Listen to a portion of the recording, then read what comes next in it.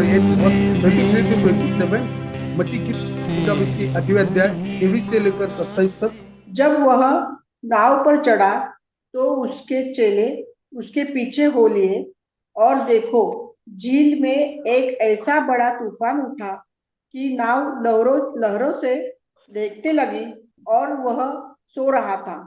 तब चेलों ने पास आकर उसे जगाया और कहा, हे प्रभु, हमें बचा, हम नष्ट हुए जाते हैं। 26 वचन। उसने उससे कहा, हे अल्प विश्वासियों, क्यों डरते हो? तब उसने उठकर आंधी और पानी को डांटा और सब शांत हो गया। 27। और वे अचंबा करके कहने लगे, यह कैसा मनुष्य है कि आंधी और पानी भी उसकी आज्ञा मानते हैं। आमेन, आमेन, आमेन. धन्यवाद सिस्टर.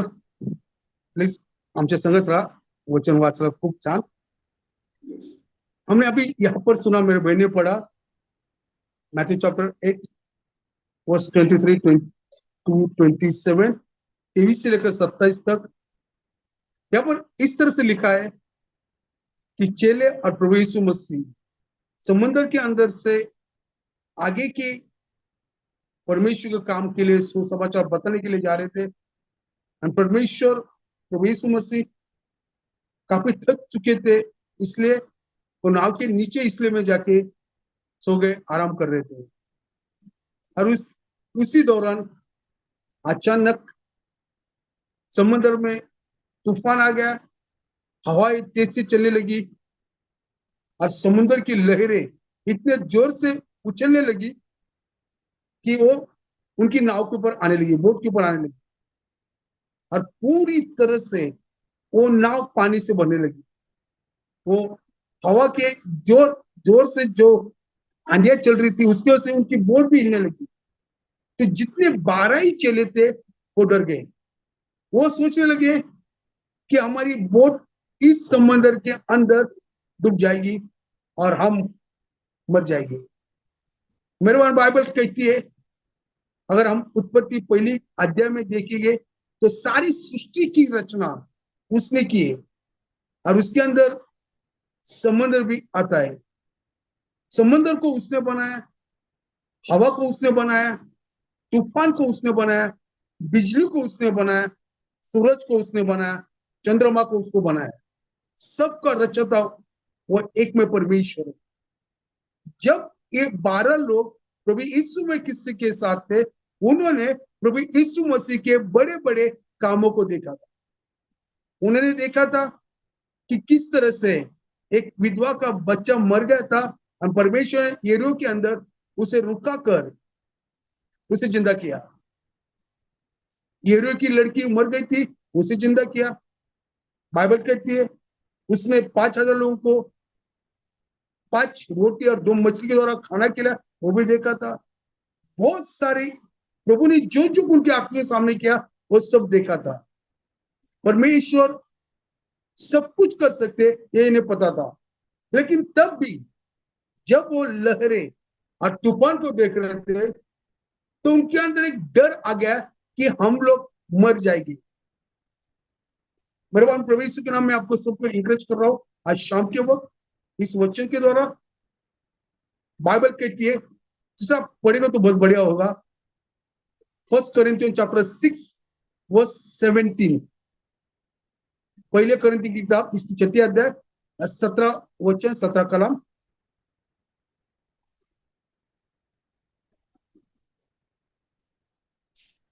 6 वचन. 17 7 17.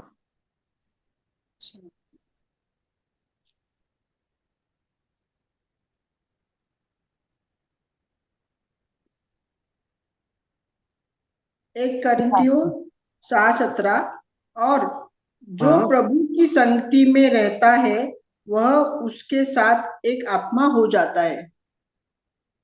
जो प्रभु की संगति में रहता है उसका आत्मा और उसका आत्मा एक होता है. यानी कि हम अगर हमें हमें कोई देखता है तो हम एक नहीं है, क्योंकि जिसने हमें चुना है उसके अंदर, उसके वचन के अंदर उसकी प्रार्थना के अंदर, उसकी अगुवाई के अंदर हम चलते हैं, तो उसकी आत्मा और हमारी आत्मा एक है। मेरे भाई बहनों, ये 12 चेले प्रभु की संगति में थे, प्रभु की अगुवाई में चल रहे थे, प्रभु जो कुछ कर रहा है वो सब देख रहे थे। इसका मतलब प्रभु और एक आत्मा थे उन लोग। जो मुसीबत आई थी वो मुसीबत सिर्फ चेलों के ऊपर नहीं थी, क्योंकि उस नाव के अंदर प्रभु यीशु मसीह भी थे। उस नाव के अंदर परमेश्वर खुद नीचे हिस्से में जाकर सो रहे थे, आराम कर रहे थे। चेलों को डर इतनी तरह से बैठ गया कि उनको लगा कि हम लोग मर जाएंगे। जो जीवन देता है, जो जीवन का मालिक है, जिसके द्वारा जीवन इस जिंदगी में आ गया है, वो किस तरह से हमें मरने देगा। कितनी ही मुसीबत, कितनी ही समस्या, कितने ही बड़े बड़े संकट आए, वो हमें मरने नहीं देता है। क्योंकि वो आमीन। मारने वाला नहीं, वो जिंदा करने वाला है। वो जान देने वाला है, जान लेने वाला नहीं। क्योंकि उसे उसे मारने के लिए हम उन्होंने उनको नहीं बुलाया था। समंदर रहे या कुछ भी रहे, वो हमें नहीं मार सकते। जब हम पुराने नियम में देखते हैं, निर्गम की किताब 14 में लिखा है, और बाद में पढ़ सकते उसको। जब चेले समुद्र के सामने खड़े थे, वो इस्राएल लोग, यहूदी लोग समुद्र के सामने खड़े थे, मूसा उनके साथ था। उनको डर था कि पीछे जाए तो मिस्र के जो सैन्य है, जो फारो के सैन्य है, वो हमें मार डालेंगे। आगे जाए समुद्र हमको मार डालेगा, क्योंकि समुद्र की लहरें, उसका जो गहरापन है, वो हमें डुबा देगा। बाइबल कहती है वही परमेश्वर जो मूसा के साथ था, वही परमेश्वर चेलों के साथ था, वही प्रभु यीशु मसीह, वही पवित्र आत्मा हमारे और हमारे साथ है, आपके साथ है। ये ध्यान में रखिए। आपका आमीन। परिवार, क्या आप अकेले नहीं हो? आपके जीवन में आप जी रहे हो, तो अकेलेपन में आप जीवन नहीं जी रहे हो। आपको जिलाने वाला जिंदा खुदा आपके साथ है। बाइबल कहती है मूसा ने 6,30,000 लोग, जो यहूदी लोग थे, इस्राएल लोग थे, उन्हें चलाया समंदर के रेती में से। वही परमेश्वर इन लोगों के साथ है। लेकिन यहाँ पर थोड़ा अलग है, क्योंकि ये 12 चेले प्रभु यीशु मसीह को जान नहीं पा रहे थे कि ये परमेश्वर है और वो कुछ भी कर सकता है, क्योंकि उसने पहले ही बताया था कि मैं खुद खुदा हूं, मैं स्वर्ग पिता का बेटा हूं और मैं स्वर्ग में से आया हूं। मेरे भाई बहनों, उसने जाके प्रभु को उठा दिया, हिला दिया। अरे उठ उठ, बोला, तुझे तुझे तुझे परवाह नहीं है क्या? हम सब लोग उस समुद्र के अंदर, इस लहरे के अंदर डूब रहे हैं। मेरे भाई, मैं एक आपको मैं कहता हूँ, आप सबको जो ऑनलाइन मेरे साथ है और जो सुन रहे हैं, आपके जीवन में कितनी बड़ी मुसीबत आए, अगर दिल की गहराई से प्रभु यीशु मसीह के ऊपर आप विश्वास करते हो ना, आप कभी भी जीवन में हारेंगे नहीं। वो बीमारी हो,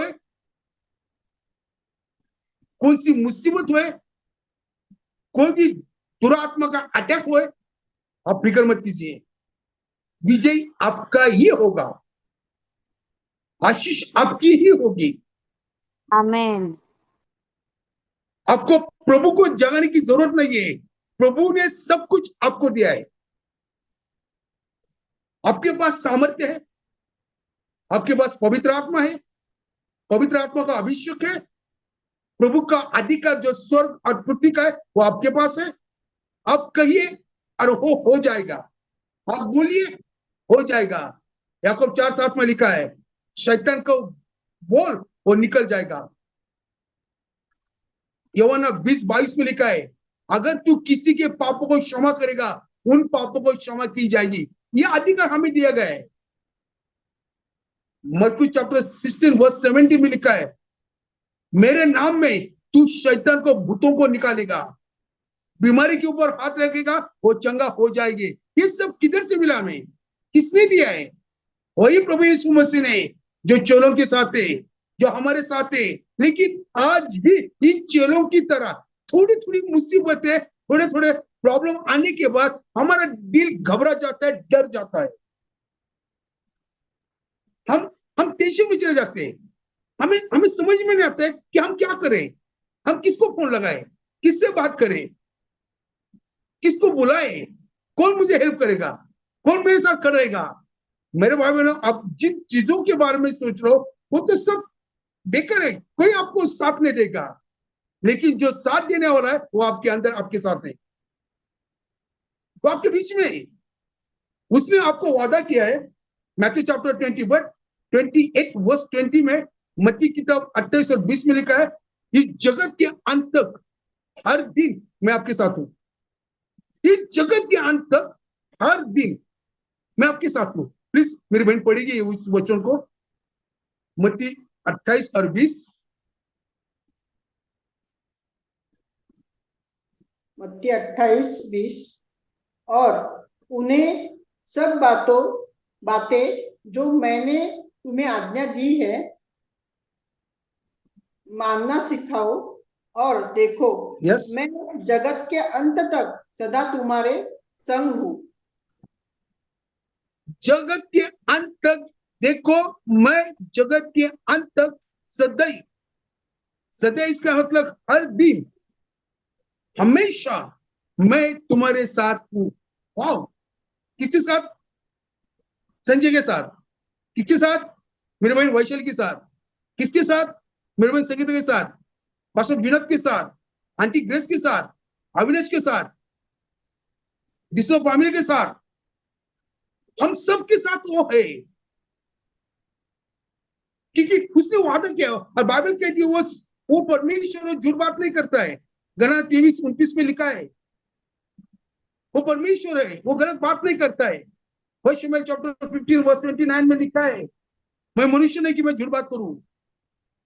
वो परमेश्वर है, वो हमारे साथ है, हमारे अंदर रहता है, हमारे हर दिन में वो ही हमें चलाता है। कोई भी बाय मिस्टेक आपको आशीष नहीं आती है, आशीष करने वाला वही है। कोई बाय मिस्टेक आपकी उन्नति नहीं होती है, आपकी बढ़ोतरी नहीं होती है। बढ़ोतरी उन्नत करने वाला परमेश्वर आपको आशीषित कर रहा है, क्योंकि वो आपके साथ है। आपके बच्चे, आपका परिवार आशीषित इसलिए हो रहा है कि परमेश्वर आपके साथ है। वो आपको आशीषित कर रहा है, वो आपको बढ़त रहा है, वो आपको आगे आगे आगे लेके जा रहा है, वो आपको फैला रहा है, वो आपको जगत में आपका नाम बना रहा है, वो आपको उच्च स्थान पर लेके जा रहा है, वो आपको हर तरह की आशीष दे रहा है, क्योंकि उसका ही हाथ आपके ऊपर है, वही आपके साथ है, क्योंकि उसने कहा है जगत के अंत तक मैं तुम्हारे साथ हूं। एक चेले, 12 चेले, उनके साथ वो था, लेकिन उनके दिल के अंदर डर था, क्योंकि डर इस बात का था कि जो उनकी आंखें देख रही थी, जो वो देख रहे थे, उनको लग रहा था कि हम खत्म हो जाएंगे, हम मर जाएंगे, हमें हमें हमें कोई बचेगा नहीं। लहरें हमारे ऊपर आ रही है, तूफान हमारे ऊपर आ रहा है, समुद्र का पानी हमारे नाव, इस लहरें के द्वारा हमारी नाव भी बुड़ जाएगी, हम भी बुड़ जाएंगे। पतरस भूल गया, जिस प्रभु यीशु मसीह ने उसे पानी पर चलाया, और जब डूबने लगा तो उसने अपना हाथ देकर उसको खड़ा किया। वही परमेश्वर है। मैं आपको सबको कहता हूँ, जब आपको मुसीबत आती है ना, और आपकी मुसीबत नहीं जाती है, तो परमेश्वर ने भूतकाल में आपके पिछले दिनों में जो आशीष आपको दिए उनको याद करते जाइए, उन्हें सामने लाते जाइए, और फिर देखिए आपके अंदर का विश्वास और बढ़ेगा। और जो मुसीबत आ गई, उस मुसीबत से आप बात करने लगोगे और कहेंगे जिस प्रभु ने कल मुझे आशीष किया, वही परमेश्वर मुझे आज भी आशीष करेगा। आपकी मुसीबत इस तरह से निकल जाएगी, आप कभी सोच भी नहीं पाओगे।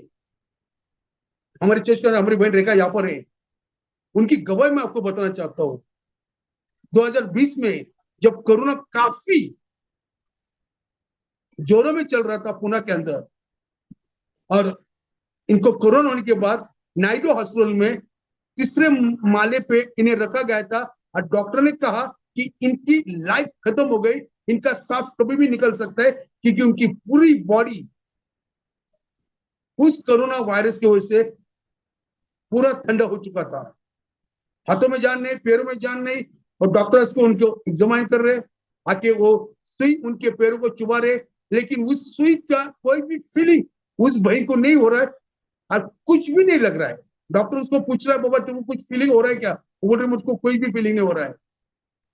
अंत में उनका गर्दन से लेकर पैरों के तलवे तक पूरा बॉडी ठंडा हो गया था, सिर्फ आंखों से देख रहे थे। उन्होंने, उनकी बाजू की एक बहन थी, उनका हाथ नहीं उठ रहा, पैर नहीं उठ रहा, तो उन्होंने उनसे कहा, आपका जो मोबाइल है उससे मुझे एक नंबर लगा दीजिए, मुझे मेरा एक पास्टर हमारे चर्च के फादर है, उनसे बात करना है।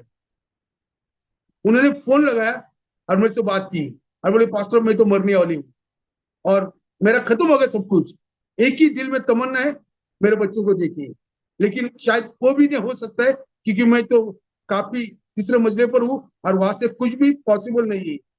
इसलिए एक ही दुआ कीजिए कि मेरे बच्चों को और मेरे आदमी को परमेश्वर अच्छी तरह संभाले और मुझे उसके पास ले। आपको सही कहता हूँ, इस भाई की बातें सुनकर मुझे गुस्सा आ गया, क्योंकि जिस परमेश्वर ने बड़ी बड़ी मुसीबतों से आपको छुटकारा देकर आपके परिवार के अंदर आज तक रखा है, वही परमेश्वर तुम्हारी बीमारी चंगा नहीं कर सकता है। कोरोना दुनिया को रहेगा, लेकिन कोरोना आपके लिए नहीं है। आप कैसे कन्फ्यूज कर रहे हो कि मैं मर रहा हूं, मैं मर रही हूं और मुझे कोई मरना ये प्रभु के हाथ के अंदर है और वो उसके लोगों को मारने नहीं देता है तब तक जब तक उसकी इच्छा उनके द्वारा पूरी नहीं होती है। आप आपके आपको आपके आपको खुद को उसने इसलिए नहीं चुना है कि आप जब चाहे उसको उसके साथ रहे, जब चाहे उसको छोड़ दे, जब चाहे आप इधर भागे उधर, इसके लिए नहीं चुना उसने। आपको इसलिए चुना है कि परमेश्वर आपका उसकी राज के लिए इस्तेमाल करे और जब तक आपके द्वारा उसका राज नहीं बढ़ता है तब तक वो आपको इस दुनिया में से नहीं निकालेगा। मैंने उस बहन को बोला, देखो बहन, जिस परमेश्वर में सेवा करता हूं उसने मुझे दो बातें बताई है। पहली बात, आप मरोगे नहीं, और दूसरी बात, आप जिंदा रहोगे। आप आपके बेटों के साथ, आपके आने वाले बहुओं के साथ, आपके पोतों के साथ आप अपना जीवन जियोगे। बोले पास्टर ये कैसा है? मैं तो, मेरा तो पूरा बॉडी ठंडा हो गया, मेरा बॉडी पूरा ठंडा गिर गया, कभी भी मैं जा सकती हूँ। मेरे बाजू में तो पीओपी किट भी लाके रखा है और डॉक्टर ने कहा है कि 5 बजे की लड़की जिंदा रहेगी, बाद में मर जाएगी। बोला फिक्र मत करो, जिसकी हम सेवा करते हैं वो हमारे साथ है। और उसने कहा है कि कल दोपहर को तू वहां से बाहर निकलेगी और दूसरे अस्पताल में चली जाएगी। डॉक्टर ने कहा है, मैंने नहीं कहा कि तू मरेगी। मेरे बाबा बहनों, जैसे वो बातें उसने सुनी, उनके अंदर एक जान आ गई। जो पीओपी किट लाके रखा था, 5 बजे का टाइमिंग था, वार्ड बॉय आके देख रहा था, लेकिन उस पीओपी किट को परमेश्वर ने इस बहन के बॉडी के अंदर नहीं चढ़ाया। और सवेरे वो बहन जिस तरह से रात को थी, सवेरे अच्छी बन गई। दोपहर को जाने के बाद उस बहन को हमने उधर से निकाला, दूसरे अस्पताल में लिया। आज वो बहन जिंदा है, उसके बेटे के साथ है, उसकी बहू के साथ है। अभी अगले हफ्ते उसका पोता आने वाला है, वो दादी बनने वाली है। आपकी जो कंडीशन आपको दिखती है, जो सिचुएशन आप देखते हो, उससे डरिए मत। हर सिचुएशन को, हर कंडीशन को जिसने जीत हासिल की है, उसका नाम यीशु मसीह है। और यीशु मसीह आप लोगों का है, मेरा है। यीशु मसीह 12 चेलों का था क्योंकि उनके साथ था, लेकिन उनके अंदर डर आ गया कि हम मर जाएंगे, हमें कोई नहीं बचाएगा, ये लहरें हमें डुबा देगी, ये इस समंदर का पानी नाव के अंदर आ रहा है, ये डुबा देगी, हम सब मेरे भाई बहनों, ये गलत डर इस शैतान की ओर से, एक गलत बातें शैतान की ओर से। वो हमेशा हमारे प्यारे पिता के ऊपर जो हम विश्वास रखते हैं, जिसका नाम यीशु मसीह है, हमारा विश्वास कमजोर हो जाए और वो कमजोर होने के बाद वो डर के अंदर हमें बीमारी आए, हमें अटैक आए, हमें तकलीफ आए, हमें बाकी चीज आए, ये उसकी तमन्ना है। इसलिए कभी भी विश्वास को कमजोर मत कीजिए। कितनी ही बड़ी मुसीबत आपके सामने रह रही है, उस मुसीबत से बात कीजिए, मेरा प्रभु मेरे साथ है। चेलों को उसने समंदर की लहरों से बचाया। बाइबल कहती है परमेश्वर प्रभु यीशु मसीह ने हर तकलीफ में से लोगों को बचाया। वही परमेश्वर मुझे हर मुसीबत से, मेरे परिवार को, मेरे मेरे बेटों को, मेरी बेटियों को, मेरे दामाद को, मेरे मेरे मेरे मेरे मेरे बहुओं को सब तकलीफ से बचाएगा और हमें आशीषित करेगा। आपका विश्वास इतना स्ट्रांग कीजिए की जो नई शब्द आहे मराठीत नाही म्हणतो आपण त्याला, नाही नाही हे शब्द काढून फेकून टाका, इसे निकाल के फेंक डालो। आपके जबान के अंदर हाँ है, परमेश्वर है, प्रभु करेगा, प्रभु करेगा, कब करेगा करने दो, लेकिन वो जरूर करेगा। आपको कोई बीमारी नहीं होगी, आपको कोई तकलीफ नहीं होगी, आपको आशीष मिलेगा। मेरा बाइबल कहती है परमेश्वर मेरे भाई बहनों चले यीशु को उठाने की चले गए और उन्होंने उसे उठा दिया। कभी कभी सोता वो, उसको नींद नहीं मिलती, पूरा दिन लोगों के बीच में रहता है। रात के वक्त लुका 6:12 में लिखा है पूरी रात प्रार्थना करता है, सवेरे उठकर मंदिर के अंदर जाकर सुसमाचार बताता है, भीड़ आती है उनके लिए प्रार्थना करता है, हीलिंग की प्रेयर होती है, छुटकारे की प्रेयर होती है, सुसमाचार बताता है। वो खुदा को किधर नींद थी, लेकिन वो थोड़े समय के लिए सो गया, उसकी नींद भी उन्होंने खराब कर दी। अरे खुदा हमारे चेलों ने कहना चाहिए था, पतरस ने कहना चाहिए था, अरे प्रभु को सोने दो, चलिए प्रभु ने हमको अधिकार दिया है। हमने देखा है लूका 10 में लिखा गया है कि शैतान को हमने हिला दिया, हमने बीमार को चंगा किया, हमने कोढ़ियों को चंगा किया, हमने लोगों को आशीषित किया है। वही परमेश्वर ने जो सामर्थ्य है, चलिए हम खड़ा रहकर उस सामर्थ्य को इस समंदर से और इस लहर से बात करेंगे और उन्हें कहेंगे इस दुनिया में शांत हो जाए। ये करने से बदले डर के मारे यीशु के पास गए और यीशु कहे उठो उठो, हम डूब रहे, हम मर रहे, आपको इसकी परवाह नहीं किया। मेरे भाई बहनों, मैं गए साल एडमिट था अस्पताल के अंदर और उसके बाद में मैं घर पे चला गया और मेरे दोनों पैर ऐसे ऐसे सूज गए। मैं उसके बाद में उस पैर को सूजन होने से मैं अस्पताल में चला गया और डॉक्टर को बोला ये देखो पैर में सूजन आ गए। तो उन्होंने किडनी टेस्ट की, लिवर टेस्ट किया, मेरा हार्ट टेस्ट किया, बाकी टेस्ट किया और डॉक्टर बोल रहे यार तेरे को तो कुछ भी नहीं है, तेरे किडनी में प्रॉब्लम नहीं है, तेरे हार्ट के अंदर प्रॉब्लम नहीं है, तेरे लिवर के अंदर प्रॉब्लम नहीं है, तेरे कोई भी दिक्कत नहीं है, लेकिन सूजन कोई जारी नहीं थी। तेरे बाबे नो कितने महीने तक, 1 साल तक, शायद 8 या 9 महीने तक वो चल रहा था। काफी मेडिसिन लिए, दवाई ली, कुछ नहीं, वैसा ही कि वैसा। मेरे को बहुत सारे लोग बोले तेरे को कुछ भी अंदर से दिक्कत हो गई, तेरे को कुछ बॉडी के अंदर से कुछ तो हो गया, एक तो तेरा किडनी फेल हो गया, एक तो तेरा लिवर फेल हो गया, या तेरा दिल के अंदर कुछ तो प्रॉब्लम है। मेरे भाई जब 4 लोग आपके कान के अंदर कुछ तो बात करते, आपका विश्वास बढ़ने से बदले आपका विश्वास कमजोर हो जाता है। लेकिन मैं जब मेरे से कोई बात करता था तो उन बातों को मैं कहता था यीशु राजा मैं इन बातों को खारिज करता हूँ, मैं इन्हें एक्सेप्ट नहीं करता हूँ, मुझे विश्वास है तेरे पर कि मेरे बॉडी के अंदर कोई भी दिक्कत नहीं है। 1 कोरिन्थियन चैप्टर 3 वर्स 16 में लिखा है कि मेरा शरीर तेरे पवित्र आत्मा का मंदिर है और तेरी आत्मा मेरे अंदर रहती है। आइजाई की चैप्टर इसकी 53वीं अध्याय 4 और 5 में लिखा है मैंने तेरी सारी तकलीफ परेशानी बीमारी अपने ओर ली है और मुझे बचे हुए 39 कोड़े के मार के द्वारा तुझे चंगाई मिली हुई। मैं इस वचनों को क्लेम करता था एवरी डे मेरे प्रेयर के अंदर। आज मेरे बॉडी के अंदर, मेरे पैर के अंदर बिना दवाई, बिना मेडिसिन, बिना किसी चीज की इतनी भी सूजन नहीं है। मेरे दोनों पैरों को प्रभु ने फ्लैट कर दिया, पूरी तरह से उसे चंगा कर दिया। मेरे डर, किडनी मेन ऑर्गन है, लिवर मेन ऑर्गन है, आपका हार्ट मेन ऑर्गन है, और इसके ऊपर आपको दिक्कत है, इसका मतलब आपका लाभ खत्म हो गया। लेकिन मैं डर बढ़ने से पहले मैंने विश्वास बढ़ाया और विश्वास के द्वारा वचनों को क्लेम करने लगा कि परमेश्वर मेरे साथ है और वो मुझे चंगा करेगा। डॉक्टर नहीं, दवाई नहीं, तुम जैसे लोगों की, जो प्रभु के लोग हैं, आशीषित लोग हैं, आपकी दुआ, आपकी प्रार्थना और मेरा विश्वास मुझे चंगा करेगा प्रभु। और आज प्रभु ने चंगा किया। कोई भी पैर के ऊपर सूजन नहीं है, कोई भी बॉडी के ऊपर नहीं है, प्रभु ने आशीषित किया। मेरे बाप, क्योंकि जो परमेश्वर की हम सेवा करते हैं वो हमारे साथ है, वो हमारे जीवन के नैया के अंदर बैठा हुआ है, वो हमें सिर्फ देखता है, वो सोता है। इसका मतलब कुछ देर के लिए वो शांत रहता है और मुसीबत आने के बाद संजय को और हम सबको देखता है कि इन लोग किस तरह का रिएक्ट करते हैं, किस तरह की प्रतिक्रिया करते हैं, किस तरह से समस्या के सामने जाते हैं। चेले फेल हो गए, प्रभु को उठाकर वो फेल हो गए, प्रभु को प्रभु को उनके बारे में गुस्सा आ गया। उन्होंने उठने के साथ बोले, आपका विश्वास कहाँ है? आपका जो जो विश्वास है बहुत कमजोर है, कम विश्वास के लोग हैं। मेरे साथ रहने के बाद भी आपका विश्वास बहुत कमजोर है। यीशु के पवित्र आत्मा के अंदर हमें पवित्र आत्मा के सामर्थ्य में, पवित्र आत्मा के अन्य भाषा में प्रार्थना करते, पवित्र आत्मा की सभा हम कितने बार जाके अटेंड करते, कितने पवित्र आत्मा के दासों को जो भरे हुए उनकी भविष्यवाणी सुनते, लेकिन जब मुसीबत आती है हमारा विश्वास कमजोर हो जाता है, हमारी आत्मा कमजोर हो जाती है, डर आ जाता है। अभी कैसा होगा?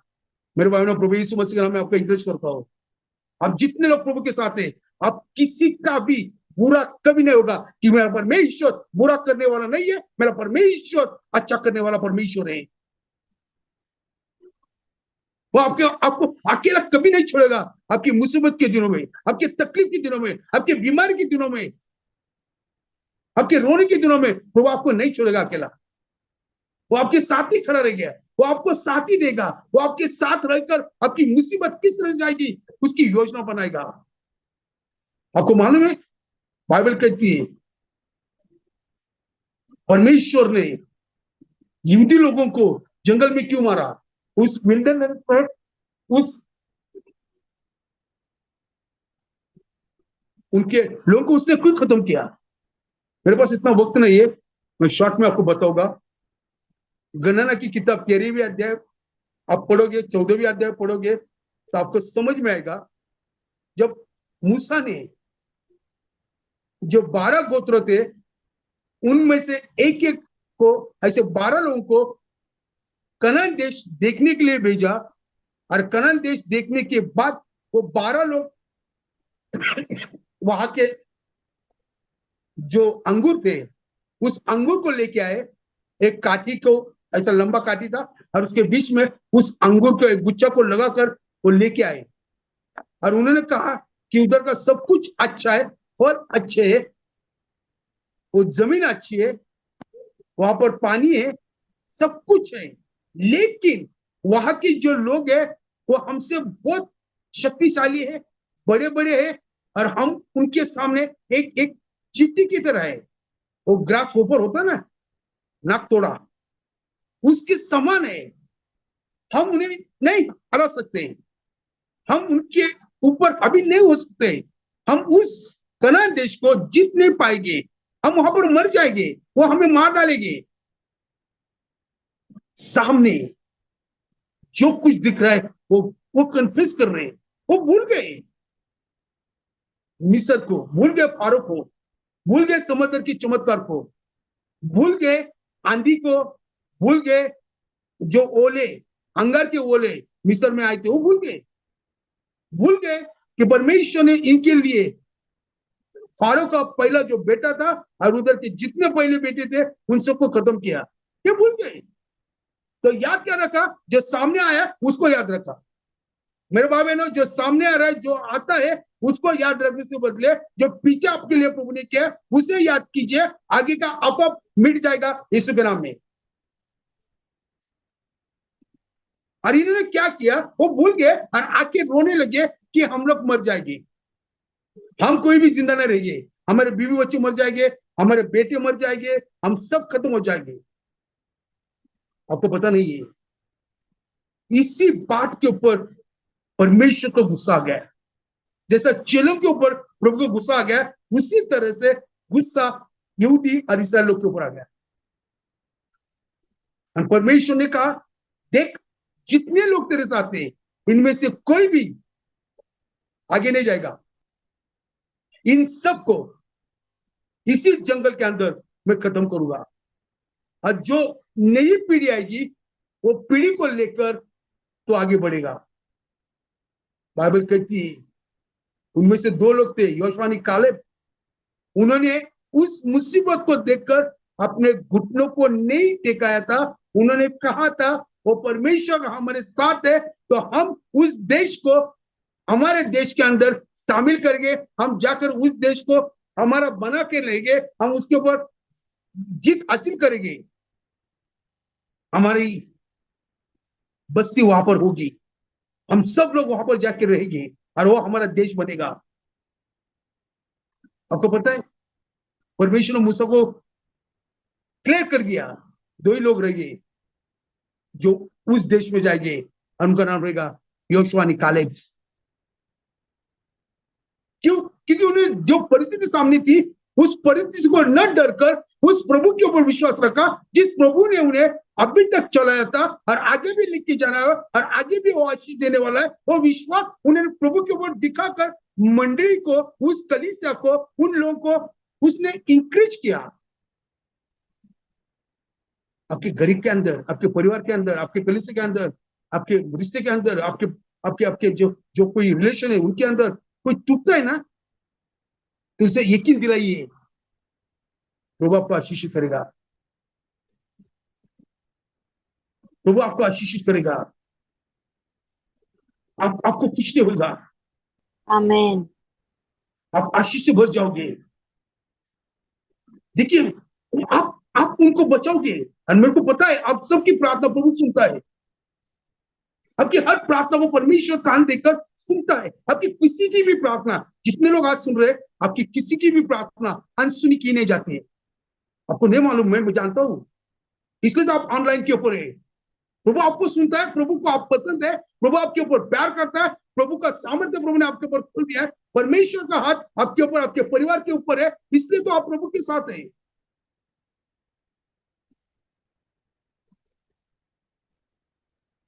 इसलिए प्रभु आपकी प्रार्थना सुनता है। जब आप किसी को इंकरेज करते हो, आप सिर्फ इंकरेज नहीं कर रहे हो, आप उनको ये बता रहे हो कि प्रभु आपको आगे इस मुसीबत से बाहर निकालेगा और आपको आशीषित करेगा। वो आपके लिए लड़ेगा, वो आपके लिए डॉक्टर बनेगा, वो आपके लिए फाइनेंसर बनेगा, वो आपके लिए वो शैतान को निकालने वाला सबसे बड़ा आशीषित खुदावन बनेगा। अब डरिए मत। जो मुसीबत आती है, जो दिखता है, उसके ऊपर अविश्वास मत प्रकट कीजिए। जैसे चलो ने किया, उन्होंने जाके प्रभु को उठाया, वो यहूदी लोगों ने, इस्राएल लोगों ने किया, वो रोने लगे, डरने लगे, चिल्लाने लगे। ऐसा मत कीजिए कभी भी। हर दिन आशीष का दिन नहीं होता, अलग अलग दिन आते हैं और उन दिनों में परमेश्वर हमको जांचता है, देखता है कि ये कैसे रिएक्ट करते हैं। आज खुशी का दिन होगा, कल गम का होगा, कल और किसी तरह का दिन होगा, कल और किसी का दिन होगा, लेकिन हर दिन तुम्हारे लिए, मेरे लिए तभी आशीष का बनता है जब हर तक दिन के अंदर हम एक ही जैसा विश्वास रखते हैं, नहीं कल का दिन से आज का दिन ज्यादा आशीष है और प्रभु मेरे साथ है। डेफिनेटली प्रभु आपको आशीषित करेगा और आपको बढ़ाएगा, आपकी उन्नति करेगा।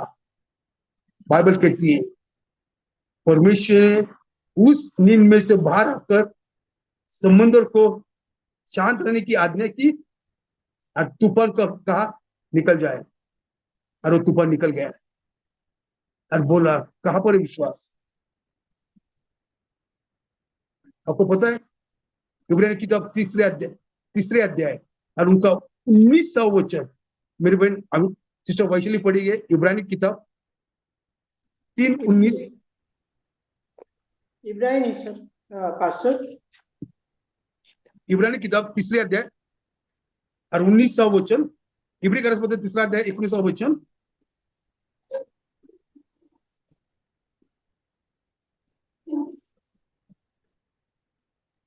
मी वाचो पास्टर। बड़ा कुणी वाचा। सो हम देखते हैं कि वे अविश्वास के कारण प्रवेश ना कर सके। अविश्वास के कारण वो उस आशीष के अंदर, उस कनान देश के अंदर, स्वर्ग के अंदर प्रवेश ना कर सके। हमारी बहुत सारे आशीष रुकने का कारण एक ही है, जब मुसीबत आती है तो हमारा विश्वास कमजोर हो जाता है। जब मुसीबत आती है ना तो दुगना विश्वास उसको बताइए।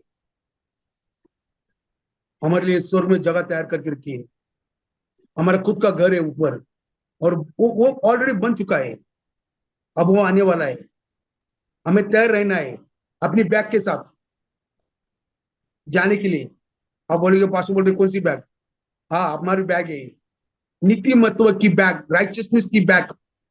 जितने अच्छे काम किए एक पोटली हमारे साथ वो उसे लेके ऊपर जाना है, क्योंकि हमारे लिए घर बना गया है, मकान बना है, वहां पर जाके हमें रहना है। हमें इसके लिए यहाँ के लिए नहीं बनाए। लेकिन जब हम विश्वास करेंगे और विश्वास के द्वारा उसको बताते रहेंगे कि प्रभु कुछ भी हो जाए, मेरा विश्वास तू है, मेरा विश्वास तू है, मेरा विश्वास तू है, मेरा विश्वास तू है। रूथ के पास कुछ भी नहीं था, एक गरीब औरत उसकी सास थी, उसके पीछे चल रही थी, उसके सामने जो परिस्थिति थी खूब खूब बोलती ना उसे, खूब बैड थी, वर्स्ट थी। लेकिन तब भी विश्वास के द्वारा उसी यरूशलेम में वो रानी बन गई। जिस खेती के अंदर वो खेती के अंदर काम कर रही थी, जिस उसी खेती में परमेश्वर ने उसको मालकिन बना दिया। वो परमेश्वर है, उसके सामने जो कुछ था उसने अपने अपने को कोसा नहीं, अपने को ऐसे नहीं बोला यार चुप्पी, ये बूटी के पीछे में आ गए, मेरे माँ बाप के घर पे जाते अच्छा होता था, सब अच्छा चलता था, मुझे सब कुछ मिलता था, ये क्या आके इधर खुद ही काम करो, खुद ही खेत के अंदर जाओ, कोई सब वो जो कुछ है वो अनाज को चुनो, उसको जाके बेचो, उसको लाके दो, वो खाएगी फिर मुझे खिलाएगी। ये क्या है, क्या लाइफ है यार? नहीं, जिस मुसीबत के सामने वो खड़ी थी उसे विश्वास था नामी का परमेश्वर मेरा परमेश्वर है और वो हमारे साथ है। आज दिन बुरे हैं, कल यही दिन हमारे ऊपर आशीष की बरसात करेंगे। मेरे भाई बहनों, जो कुछ दिखता है, जो मुसीबत आती है, उसे देखकर डरिए मत, खड़े रहिए। बीमारी दुनिया को है, हमको नहीं है। मुसीबत दुनिया को है, हमको नहीं है। यूहन्ना 16:33 में लिखा है, इस दुनिया के अंदर जो कुछ है उन सब के ऊपर मैंने जीत हासिल की है। आपको क्लेश होगी, आपको तकलीफ आएगी, आपकी बीमारी आएगी, डरिए मत, बोलता इन सब के ऊपर मैंने जीत हासिल की है। किसने? मेरे प्रभु ने, तुम्हारे प्रभु ने। हम हारे हुए लोग नहीं हो, हम जीते हुए लोग हैं। हम नीचे गिरे हुए लोग नहीं है, हम खड़े हुए लोग हैं। हम नर के लिए नहीं चुने गए, हम स्वर्ग के लिए चुने गए। आज भी हम अकेले नहीं है, हमारे साथ प्रभु की आत्मा रहती है, हमारा प्रभु हमारे साथ है, परमेश्वर की आत्मा हमारे अंदर है और वो हमें चलाता है, वो हमें जिलाता है, वो हमें आशीषित करता है और उसके द्वारा हम आशीषित है। इसलिए डरिए मत। और उस चेले की तरह प्रभु के पास जाके, प्रभु उठ उठ, अभी देख क्या कर, नहीं, बोलिए, विश्वास के द्वारा बोलिए, विश्वास के द्वारा प्रार्थना कीजिए, विश्वास के द्वारा आगे बढ़िए, विश्वास के द्वारा आगे चलिए, विजय आपके सामने रहेगा और आप प्रभु की महिमा करोगे। मेरे भाई बहनों, परमेश्वर इन वचनों के द्वारा और इस संदेश के द्वारा आपको आशीष करे और विश्वास के अंदर बढ़ाए और हर दिन आपके लिए और आपके परिवार के लिए आशीष का दिन हो। आमीन। Shalom and thank you for watching this video. If you were blessed, then please click on like and please do subscribe to our channel. And if you would like to watch a few more of our teachings, then you may please click on these links over here, over here, over here, over here. And please do contact us. We would love to hear from you. You can contact us from the numbers that are mentioned on your screen. Thank you. Shalom. May God bless you.